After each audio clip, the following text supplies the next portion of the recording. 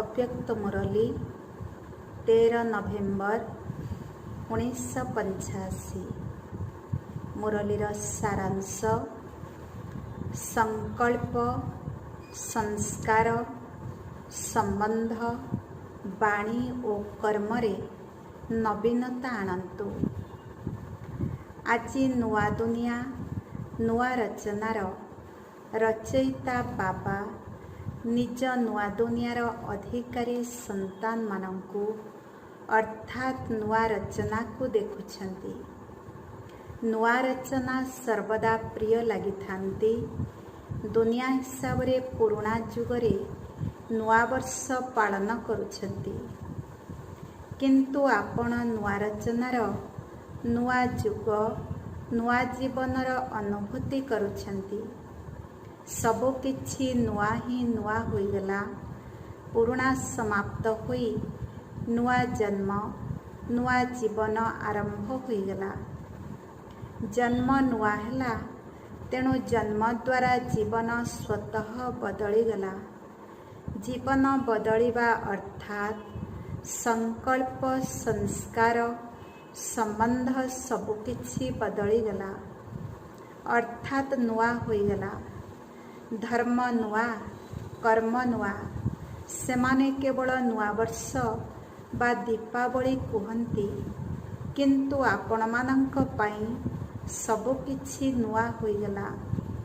आजि दिन रे अमृत बेलारे नुआ वर्षर अभिनंदन तो देले, किंतु केवल मुखरे मुबारक बा अभिनंदन देले ना मनरे देले। नवीनतार संकल्प कले। एही विशेष तीनोटी कथारे नवीनतार संकल्प कले। संकल्प, संस्कार और संबंध। संस्कार और संकल्प नुआ अर्थात श्रेष्ठ होइगला। नुआ जन्म नुआ जीवन होई मध्य एबे पर्यंत पुराणा जन्म बा जीवनर संकल्प, संस्कार बा संबंध रही जाई नहीं तो। जदि ही तीनोटी कथारू कौनसी कथा सामान्य अंश मात्र रे पुराणा भावरे रही जाइछि, तेबे एही अंश नुआ जीवनर, नुआ जुगर, नुआ संबंधर, नुआ संस्कारर सुख बा सर्वप्राप्तिर वंचित करिदेव। केतेक संतान माने एपरी बापदादांक आगरे निजर मनर कथा रुहुरिहान द्वारा कही थांती, बाणी रे कहूनाहांती। जदि केही बाहारू पचारुछंती किपरि अछंती, तेबे समस्ते यह कही थांती जे बहुत भल, कारण सेमाने जानती जे बाहर जामी आत्मा माने अंतरर कथा कौन जानिबे। किंतु बाबांक सहित रुहुरिहान करिबारे लुचाई पारु नाहांती। निज मन कथा कहू कहू यह निश्चित भावरे कुहंती, ब्राह्मण तो होइगलु, शूद्रपणियारू मुक्त होइगलु, किंतु जेउ ब्राह्मण जीवनर महानता, विशेषता, सर्वश्रेष्ठ प्राप्ति हेउ बा अतीन्द्रिय सुख हेउ, फरिस्ता स्थितिर डबल लाइट जीवनर एपरी विशेष अनुभव जेते हेबा दरकार सेते हेउ नाही। एही श्रेष्ठ जुगर, श्रेष्ठ जीवनर जहा वर्णना अछि, एपरी अनुभव, एपरी स्थिति बहुत अल्प समय रहुछि। एहार कारण कौन? जेतेबेले ब्राह्मण होइछंती, तेबे ब्राह्मण जीवनर अधिकार अनुभव हेउ नाही काहेकि? राजांक संतान होइछंती, किंतु भिकारी पणिया संस्कारर बशवर्ती हेले, तेबे तांको कौन कुहाजिबो? राजकुमार कुहाजिबो? एठारे मध्य नुआ जन्म, नुआ ब्राह्मण जीवन, आउ पुणी मध्य पुरुणा संकल्प बा संस्कार इमर्ज हेउ ओ कर्म हेउ, ତେବେ କ'ଣ ତାଙ୍କୁ ବ୍ରହ୍ମାକୁମାର କହିବା? ନା, ସେମାନେ ଅଧା ଶୂଦ୍ରକୁମାର ଓ ଅଧା ବ୍ରହ୍ମାକୁମାର। ଡ୍ରାମାରେ ଏକ ପ୍ରକାର ଖେଳ ଭାବରେ ଦେଖାଉଛନ୍ତି ନା, ଅଧା ଧଳା ଏବଂ ଅଧା କଳା। ଏହାକୁ ତ ସଙ୍ଗମ ଯୁଗ ବୋଲି ମନେ କରି ନାହାନ୍ତି। ସଙ୍ଗମ ଯୁଗ ଅର୍ଥାତ୍ ନୂଆ ଯୁଗ। ନୂଆ ଯୁଗ ଅର୍ଥାତ୍ ସବୁକିଛି ନୂଆ। ବାପଦାଦା ଆଜି ସମସ୍ତଙ୍କର ସ୍ୱର ଶୁଣୁଥିଲେ। ନୂଆବର୍ଷର ଅଭିନନ୍ଦନ କାର୍ଡ଼ ପଠାଉଛନ୍ତି, ପତ୍ର ମଧ୍ୟ ଲେଖୁଛନ୍ତି। କିନ୍ତୁ କହିବା ଓ କରିବା ଉଭୟ ଏକ ହେଉଛି। ଅଭିନନ୍ଦନ ତ ଦେଲେ, ବହୁତ ଭଲ କଲେ। ବାପଦାଦା ମଧ୍ୟ ଅଭିନନ୍ଦନ ଦେଉଛନ୍ତି। ବାପଦାଦା ମଧ୍ୟ କହୁଛନ୍ତି, ସମସ୍ତଙ୍କ ମୁଖର ଭାଷାରେ ଅବିନାଶୀ ଭବର ବରଦାନ ଅଛି।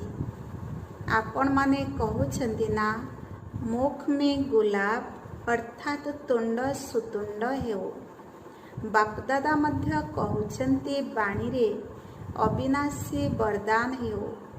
ଆଜିଠାରୁ କେବଳ ଗୋଟିଏ ଶବ୍ଦ ମନେ ରଖନ୍ତୁ, ନୂଆ। ଯେଉଁ ସଂକଳ୍ପ କରନ୍ତୁ, ବାଣୀ ଉଚ୍ଚାରଣ କରନ୍ତୁ, କର୍ମ କରନ୍ତୁ, ଏହା ଚେକ୍ କରନ୍ତୁ, ମନେ ରଖନ୍ତୁ ନୂଆ ଅଛି କି? ଏହି ପୋତାମେଲ ଚୋପଡ଼ା ବା ହିସାବ ଖାତା, ରେଜିଷ୍ଟର ଆଜିଠାରୁ ଆରମ୍ଭ କରନ୍ତୁ। ଦୀପାବଳିରେ ଚୋପଡ଼ାରେ କ'ଣ କରନ୍ତି? ସ୍ୱସ୍ତିକ ଚିତ୍ର ଆଙ୍କିଥାନ୍ତି। ଗଣେଶ ଅର୍ଥାତ୍ ଶୁଭାରମ୍ଭ।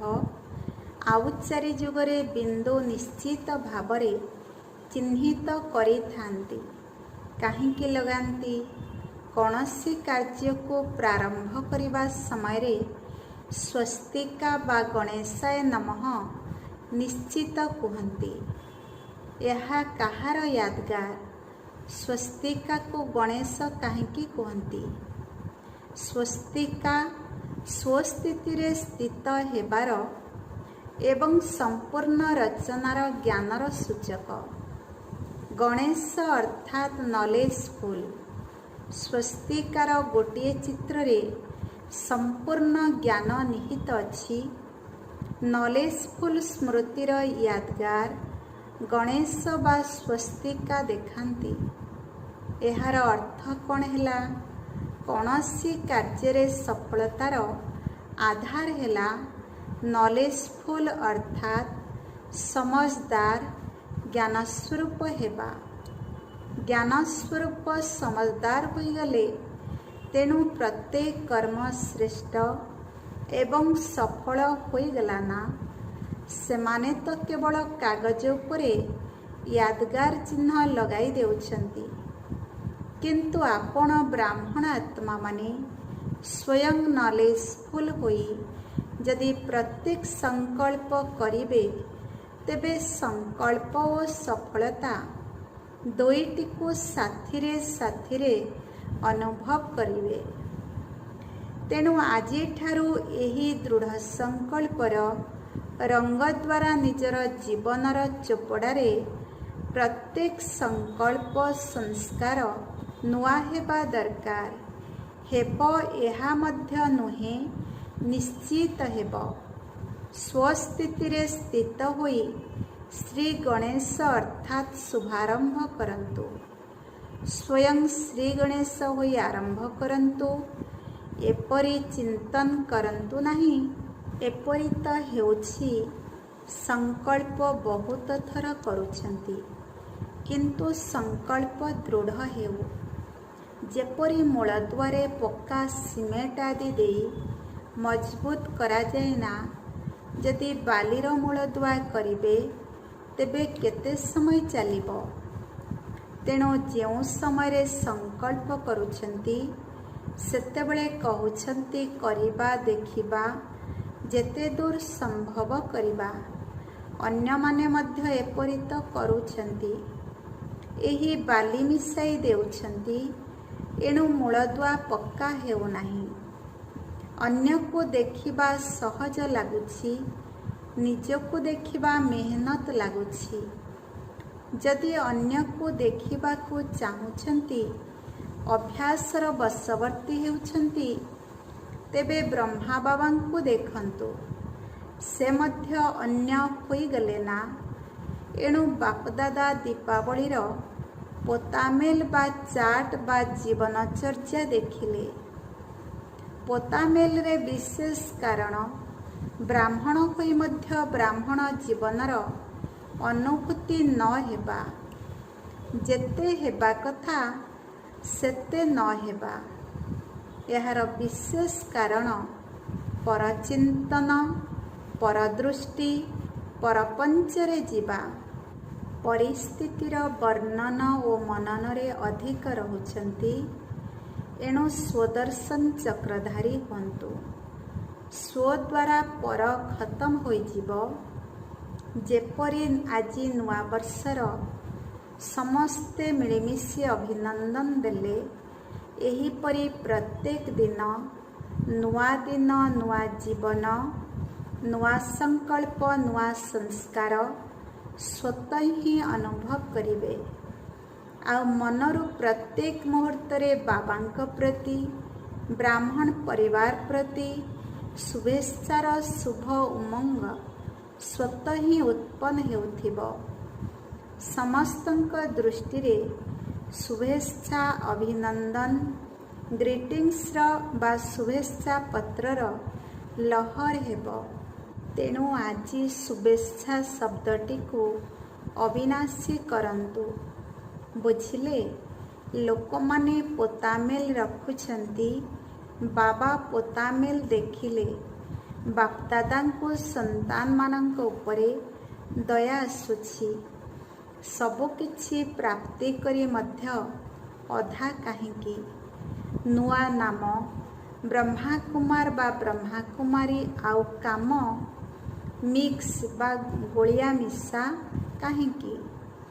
ଦାତାଙ୍କର ସନ୍ତାନ ଅଟନ୍ତି, ବିଧାତାର ସନ୍ତାନ ଅଟନ୍ତି, ବରଦାତାଙ୍କର ସନ୍ତାନ ଅଟନ୍ତି।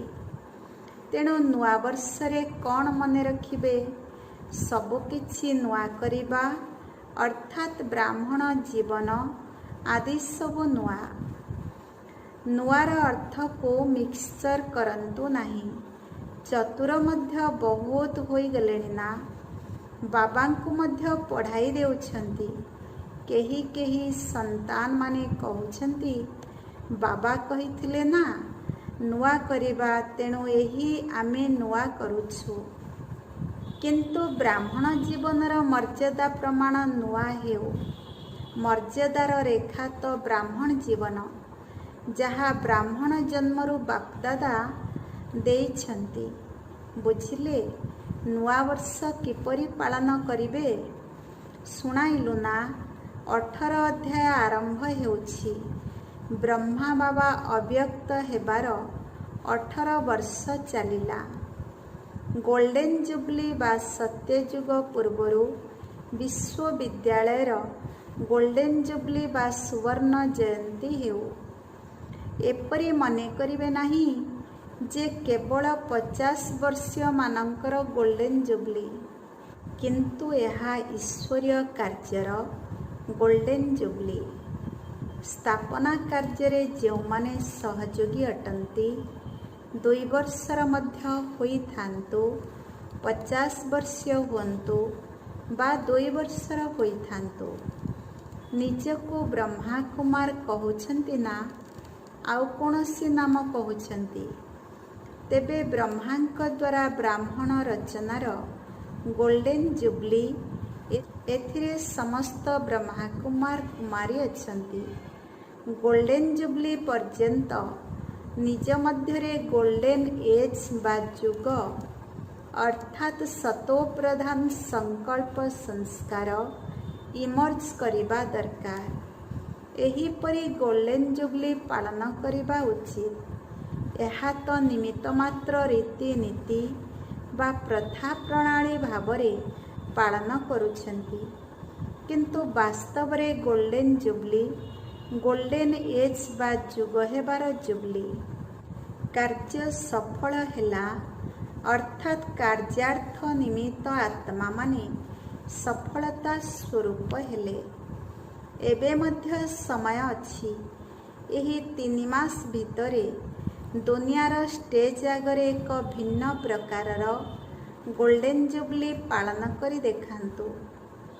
ଦୁନିଆର ଲୋକମାନେ ସମ୍ମାନ ଦେଉଛନ୍ତି, ଆଉ ଏଠାରେ ସମାନ ସ୍ଥିତିର ପ୍ରତ୍ୟକ୍ଷତା କରିବାକୁ ହେବ।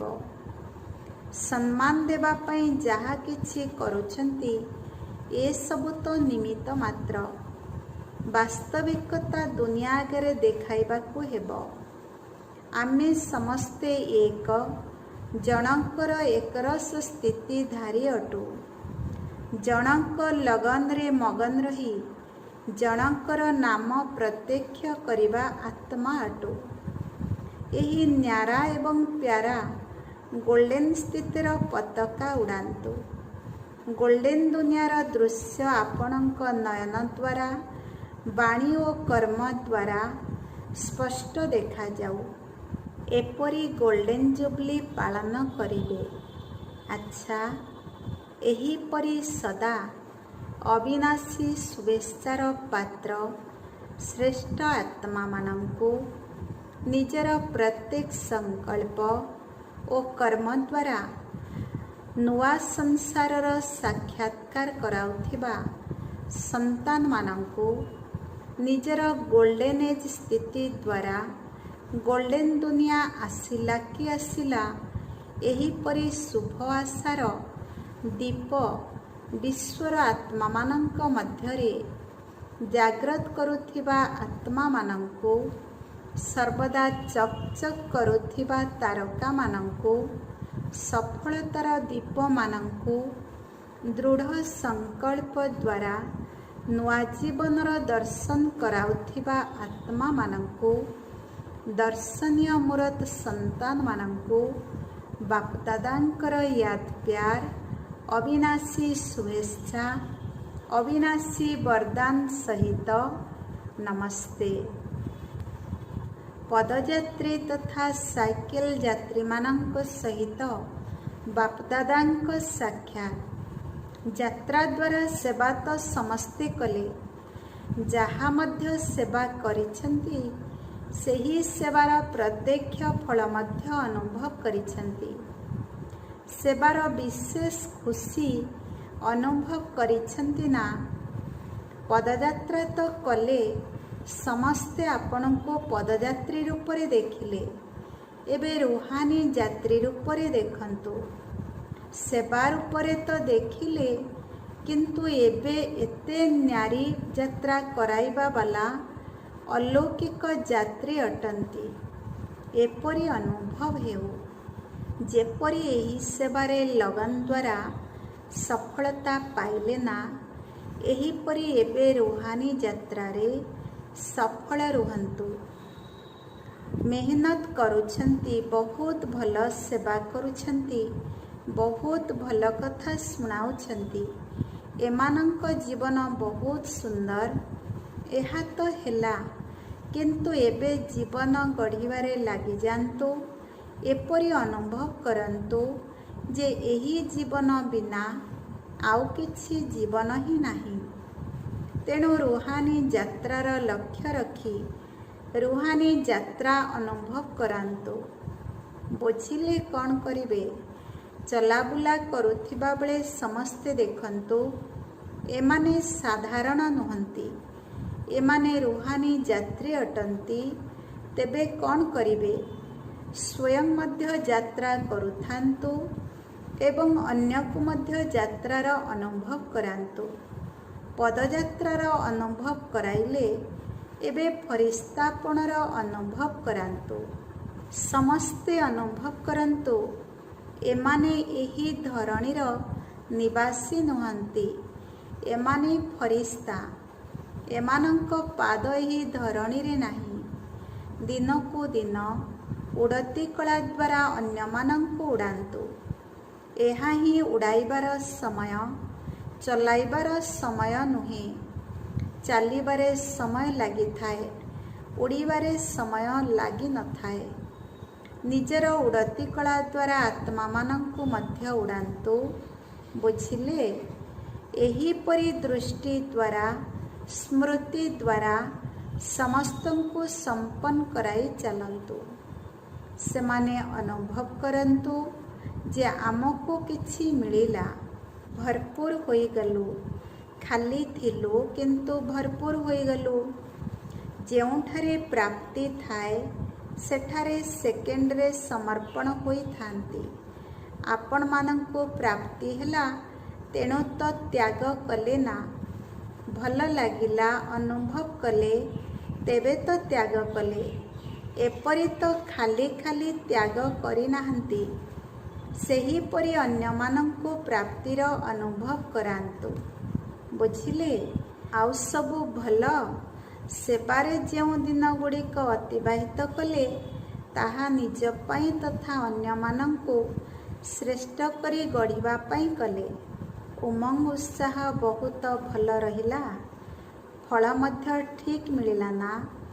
ସଦା ଆତ୍ମିକ ଯାତ୍ରା ଯଦି ରହିବ ତେବେ ସଫଳତା ମଧ୍ୟ ସଦା ମିଳୁଥିବ। ଏପରି ନୁହେଁ ପଦଯାତ୍ରା ସରିଗଲା ତେଣୁ ସେବା ମଧ୍ୟ ସରିଗଲା। ପୁଣି ଯେପରି ଥିଲେ ସେହିପରି ହୋଇଯିବେ।